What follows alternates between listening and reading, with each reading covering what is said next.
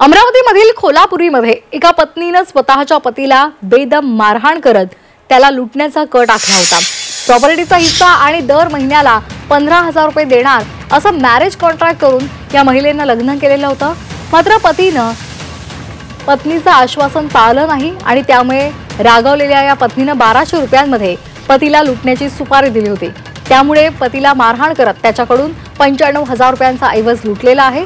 या प्रकरणामध्ये पत्नीसह तिचा भाऊ आणि त्याचबरोबर त्याच्या 2 साथीदारांना अटक झाली आहे। तपासामध्ये असं निष्पन्न झालं की या अजय राठी आणि ममता राठी या पती पत्नींचे वाद होते। ममता राठीला लग्नाआधी तिच्या पतीने कबूल केलं होतं की तुला दरमहा मी काही 15,000 रुपयांची रक्कम देईन, परंतु त्यांनी देणं बंद केल्यामुळे ममता राठीच्या मनात स्वतःच्या पतीविरुद्धच राग होता।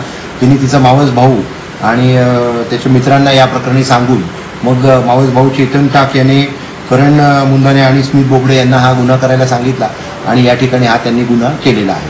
गुन्ह्याच्या तपासावरून या तिघांचा गुन्ह्यातील रोल आणि त्याचबरोबर त्याच्या पत्नीचा रोल निष्पन्न झाल्याने सदर 4 आरोपितांबाबत पुढील कायदेशीर कारवाई करण्यात येत आहे।